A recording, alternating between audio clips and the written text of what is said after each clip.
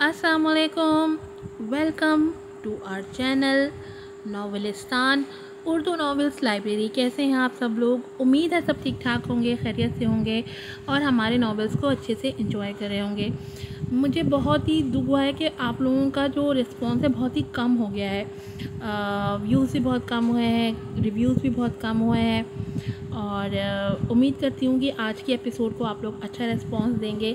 आज आपके लिए लेकर आई हूँ मेरा सौदागर मेरा दिलदार सीज़न 3 का चैप्टर 2 एपिसोड नंबर 4 यमामा's एंट्री। अब देखें सरदार की नई कहानी कहाँ से शुरू होती है। सरदार के तो करम अल्लाह माफ़ करे, ना माजी के ख़त्म हो रहे हैं, ना मुस्तकबिल के ख़त्म हो रहे हैं, ना हाल के ख़त्म हो रहे हैं। अफ़ाफ़ बेचारी पर एक यही बॉम्ब गिरना रह गया था, बाकी जो कि वो भी अब गिर चुका है। पता नहीं अफ़ाफ़ किस तरह से इसने इस दुख को सरवाइव किया है, वरना किसी भी औरत के लिए ये सब कुछ सरवाइव करना सहना बहुत ही मुश्किल हो जाता है। देखते हैं आगे क्या होता है। सरदार और यारम अपनी जो है बेटी और बहन के लिए क्या करते हैं। जल्दी से चैनल को सब्सक्राइब कर लें, वीडियो को लाइक कीजिएगा, शेयर कीजिएगा और अच्छे अच्छे रिव्यूज़ भी दीजिएगा। बढ़ते हैं एपिसोड की तरफ। मेरा सौदागर मेरा दिलदार season 3 chapter 2 episode number 4 यमामा's entry. यमामा जो फटते सर के साथ अंदर अपने अपार्टमेंट में दाखिल हुई थी और घुटनों के बल बैठती दरवाजे के साथ टेक लगाए मुंह पर हाथ रखे बिलक बिलक कर रोने लगी थी।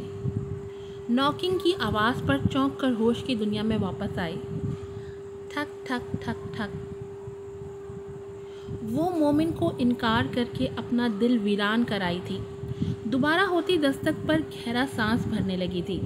आंखें फ़ौरन ज़बरदस्ती साफ़ की थीं, रगड़ कर, ताकि रोने का शक तक ना रह जाए। मुसलसल होती दस्तक ने उसके आसाब चटखा कर रख दिए थे। तभी वो झटके से खड़ी हुई थी। उसे लगा था कि फिर बाहर मोमिन ही होगा। इतने साफ और वाज़े इनकार के बाद भी वो अगर अपनी गैरत को आजमाना चाहता था तो ऐसे ही सही।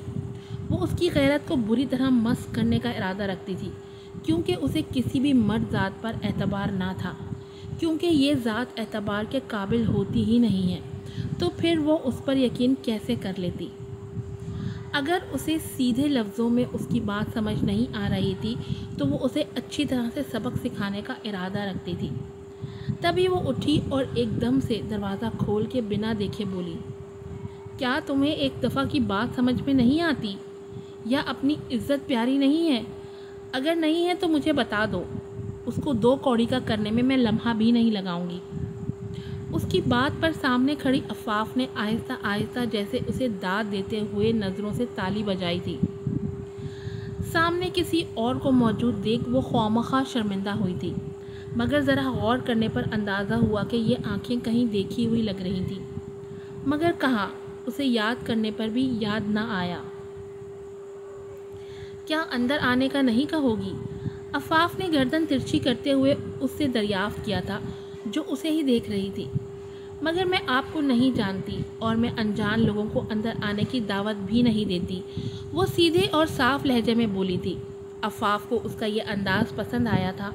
उसे कहीं ना कहीं उसके अंदर अपनी झलक ज़रूर नज़र आई थी। तभी वो महजूज हुई थी और उससे पूछा, क्या अपने मोहसिन का इस्तकबाल इस तरह करती हो तुम? इस बात का मुझे अंदाज़ा ना था। वो उसके पास से निकलते हुए खुद ही अंदर दाखिल हुई और सोफ़े पर जाकर बैठी थी, टांग पर टांग धर के, जिसकी बात सुनकर यमामा ने दरवाज़ा बंद करते हैरत से उसे देखा था। आखिर वो किस मोहसिन की बात कर रही थी? मगर अचानक ही उसके जहन में ब्लिंक हुई थी वो रात, वो पहर जहाँ एक औरत ने ही उसकी जान बचाई थी। ज़रा गौर करने पर मालूम हुआ कि उसकी आंखें भी उस औरत की आंखों से मुख्तलिफ ना थीं। तो आप हैं वो जिसने मेरी जान बचाई थी। क्या मैं वजह जान सकती हूँ इस हमदर्दी की वजह क्या थी? या यूँ कहूँ कि आप मेरी जान आखिर क्यों बचाना चाहती थी? यहाँ तक कि मेरी जान बचाने से आपको कोई फ़ायदा हासिल नहीं होगा, ये तो मैं अच्छी तरह जानती हूँ। वो संजीदगी से अफ़ाफ़ को अंदर तक उतरती हुई नज़रों से देखते हुए बोली तो अफ़ाफ़ उसकी तरफ यकटिक देखे गई, جبکہ وہ عفاف کی نظروں سے الجھنے لگی تھی اور اپنے بال خواہ پیچھے اڑسنے لگی تھی۔ ہیلو، میں نے آپ سے پوچھا ہے کہاں کھو گئی ہیں؟ آپ مجھے جواب چاہیے۔ وہ اس کو خود میں کھویا دیکھ کر جھنجھلا کر بولی تھی، کیونکہ اسے عفاف کی نظریں عجیب لگ رہی تھیں۔ ایسی نظریں اس نے پہلے کبھی محسوس نہ کی تھی، مگر وہ یہ ضرور جانتی تھی کہ یہ نگاہیں بری نہیں تھیں۔ سوچ رہی ہوں کہ میری خبر تمہارے لیے کس حد تک بری ثابت ہوگی۔ کیا تم مجھ سے بھی نفرت کرنے لگو گی، یا پھر تمہارے بدلے کی آگ صرف ایک شخص تک محدود ہے؟ اس کی بات سن کر یمامہ چوکنا ہوئی تھی اور 2 قدم پیچھے لیے تھے۔ کون ہیں آپ اور کیا جانتی ہیں آپ میرے بارے میں؟ کس نے بھیجا ہے آپ کو؟ وہ مشکوک انداز میں اسے دیکھتی ہوئی بولی تھی۔ اس کا اچانک ایسے یوں اپنے سے پوچھ تاچھ کرتے دیکھ عفاف کے چہرے پر مسکراہٹ آئی تھی اور وہ سنجیدگی سے اسے دیکھتے ہوئے کھڑی ہوئی اور اس کے مد مقابل آئی تھی۔ میں تم سے جھوٹ نہیں بولوں گی۔ میں چاہتی ہوں کہ اب جو میں کہنے جا رہی ہوں اس کے بعد تم شاید مجھ سے نفرت کرنے لگو، مگر میں تم سے سچائی نہیں چھپانا چاہتی اور میرا مقصد برا بھی نہیں ہے، بس میں ازالہ کرنا چاہتی ہوں۔ مگر میں یہ بھی جانتی ہوں کہ میرے کسی بھی عمل سے تمہارے سالوں کے غم کا ازالہ نہیں ہو سکتا۔ میں چاہے جو مرضی کر لوں، مگر تمہیں وہ زندگی، تمہارا بچپن نہیں لوٹا سکتی جس کو لا حاصل تمناؤں میں تم نے اسے گزارا ہے۔ اس کی بات پر یمامہ کا دل تیزی سے دھڑکنے لگا تھا اور آنکھوں کے ساتھ ساتھ گلے میں بھی آنسوؤں کا گولا اٹک گیا تھا، اور وہ لرزتے ہوئے بولی، کون ہیں آپ؟ بتائیں مجھے، آخر چاہتی کیا ہیں آپ مجھ سے؟ وہ ایک دم چیخی تو پڑی تھی، اس کا سر پھٹ رہا تھا۔ میں گھما پھرا کر بات کرنے کی عادی نہیں، اس لیے سیدھی اور صاف بات کہوں گی۔ میں سردار شاہ کی بیوی ہوں، عفاف سردار شاہ۔ اور سنجیدگی سے بولتی جانے انجانے پر اس پر دھپاکا کر گئی تھی، جس پر وہ حیرت سے آنکھیں پھاڑے اس کو یکٹک دیکھ رہی تھی کہ آیا جو اس عورت نے اس کی بات کی تھی وہ درست تھی بھی یا نہیں، یا صرف وہی پاگل ہو گئی تھی جسے آل فال سنائی دے رہا تھا۔ آپ مذاق کر رہی ہیں۔ اگر آپ مذاق کر رہی ہیں تو یقین مانیں یہ نہایت گھٹیا مذاق ہے جو مجھے ایک آنکھ نہیں بھایا۔ وہ غصے سے مٹھیاں بھینچتے ہوئے بولی۔ لمحہ بلمحہ اس کی رنگت سرخ پڑتی جا رہی تھی، گردن کی رگیں واضح ہو رہی تھیں، یقیناً وہ برداشت کی آخری حد پر تھی۔ عفاف نے اسے دکھ سے دیکھا تھا، کیا سے کیا حالت بن گئی تھی اس معصوم لڑکی کی۔ میں سچ کہہ رہی ہوں، میں سردار شاہ کی بیوی ہوں، تمہیں واپس لے جانے آئی ہوں، اپنے ساتھ اپنی بیٹی بنا کر لے جانے کے لیے، اور تمہیں اس کا نام دینے آئی ہوں۔ اب تمہیں کوئی ناجائز اولاد نہیں کہے گا، بلکہ تم اپنی حقیقی باپ کے نام سے ہی جانے جاؤ گی۔ عفاف ایک لمحے کے لیے بھی ڈگمگائے بغیر بولی تو یمامہ کی بس ہوئی تھی اور وہ پھٹ پڑی تھی۔ یہ کیا بکواس کر رہی ہیں آپ؟ کیا آپ کو لگتا ہے کہ مجھے اس کمزاد اور نیچ شخص کے نام کے یا حوالے کی ضرورت ہوگی جو آج میری اس برباد ہوئی زندگی کا سبب ہے؟ آپ مجھے اس شخص کا نام دینا چاہتی ہیں جس کو میں مارنے کی شدت سے خواہش رکھتی ہوں، جس کا میں خون پینا چاہتی ہوں، جسے مار کر میں اپنے ہر دکھ کا ازالہ کرنا چاہتی ہوں۔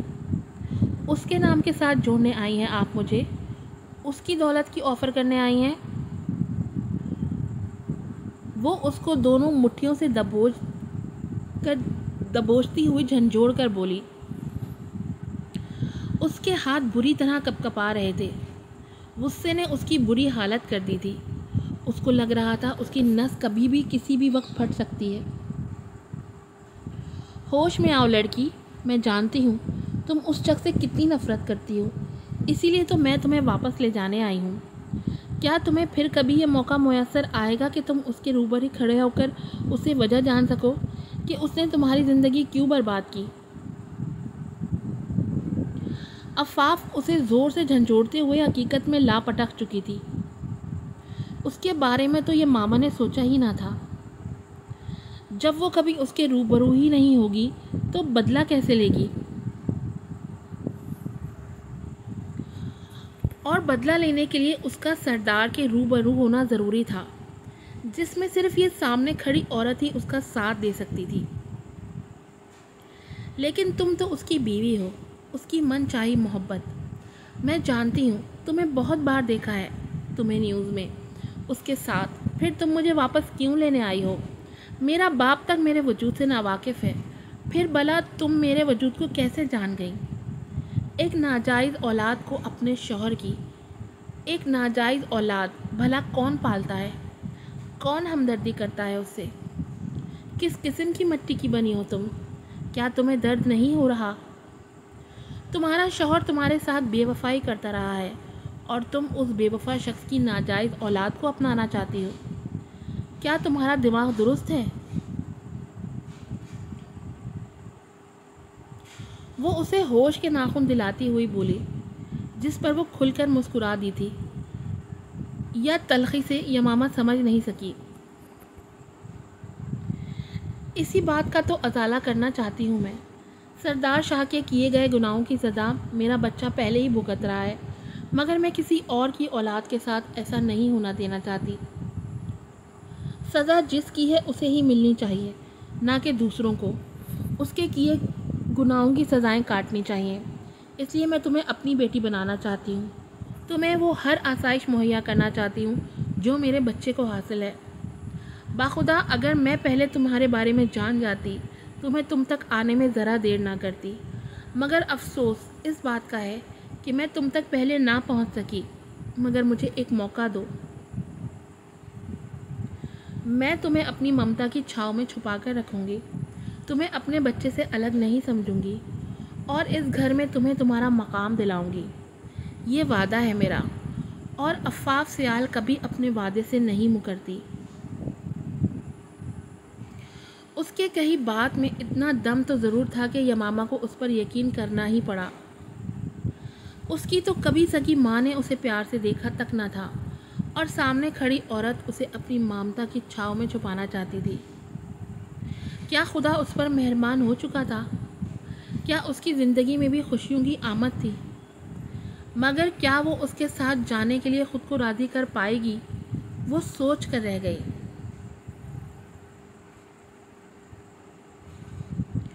لیکن میں آپ پر کیسے یقین کر لوں؟ مجھے کوئی ٹھوس وجہ تو دیں جس سے میں آپ پر یقین کر لوں کہ آپ جیسا کہہ رہی ہیں ویسا ہی کریں گی۔ کیا گارنٹی ہے کہ آپ واپس جا کر بدل نہیں جائیں گی اور آپ کے شوہر کی محبت آپ کو اندھا نہ کر دے گی؟